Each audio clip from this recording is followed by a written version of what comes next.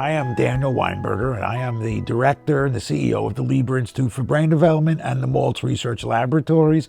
I'm also a professor of psychiatry, neurology, neuroscience, and genetic medicine here at the Johns Hopkins School of Medicine.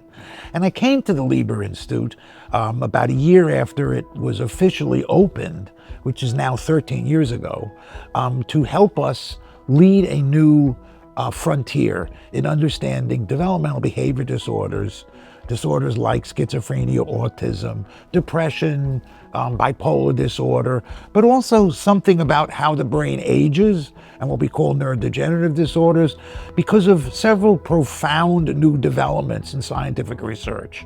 Aside from the fact that we're increasingly aware that these developmental problems have become much bigger problems in our culture and around the world. But the big changes in science was the genetic revolution that began at the turn of the 21st century with the sequencing of the human genome, and our understanding of how brains are built based on the genomes people inherit from their parents determines the trajectories of development that lead to the probabilities of these behavior problems. So these profound breakthroughs in science gave a new opportunity to forge paths towards finding the causes of these illnesses, to identifying novel strategies to treat them, and maybe to identifying ways to prevent them from emerging. Prevention is the holy grail of public health. It's actually easier to prevent things than to cure them. And we have identified here at the Lieber Institute for Brain Development some really dramatic new discoveries that could lead to approaches to prevention. So this is a basic science institute studying the biology of human brain development based on genes and developmental biology to decipher these discoveries that will lead to new treatments and cures for these illnesses. I was trained as a physician with specialization in neurology and psychiatry. And I was fascinated by how the brain relates to our behavior. And when I was a resident in psychiatry, I was treating some patients that had schizophrenia, which I just saw as the most fascinating challenge in science. How did you build a brain that at reaching early adult life manifests these uniquely human, profoundly disabling characteristics that we call hallucinations, delusions, problems in organizing thought, problems in negotiating the vagaries of human experience in a way that was productive and successful. These people have profound disabilities in these domains of human life, and I just became preoccupied with the challenge of understanding how the brain relates to any of this. We've known for decades and decades that all major psychiatric illnesses run in families.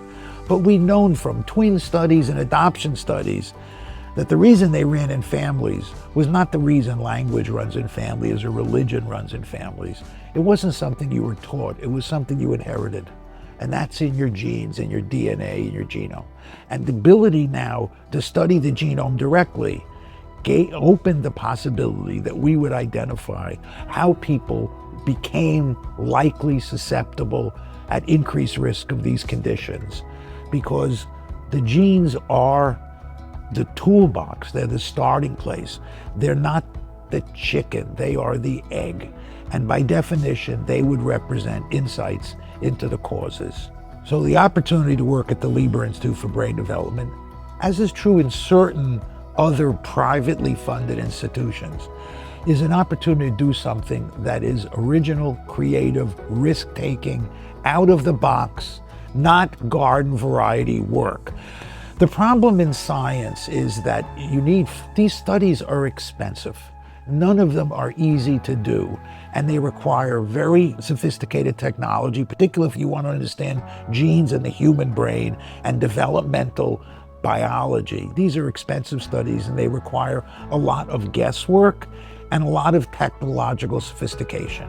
The opportunity here at the Lieber Institute for Brain Development, which was made possible by the two founding families that launched this institute, the Lieber family from New York and the Maltz family from Cleveland, Ohio, made it possible to put together a group of scientists who would put their personal career ambitions secondary to achieving a mission, a combined mission of all these different people with many different backgrounds, scientific skills, and interests into a common mission to translate the basic discoveries about genetics and risk for psychiatric disorders and how the development of the brain intersects with that risk to find new treatments and new targets.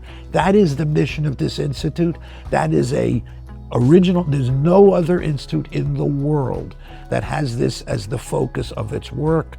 There is no other institute in the world that is invested in the resources, which include the largest repository of human brain donations for studying these disorders, because if you want to study brain illness, you have to study the brain. You can't study the urine or the blood. You got to study the brain. And we are, the brains are us, so to speak. And this is a unique landscape where scientists can take risks, where everybody, as opposed to at most academic institutions, is not spending the majority of their time trying to get a grant. As I said, when we started this program with the Lieber family, this is going to be about money for science. It's not going to be about science for money.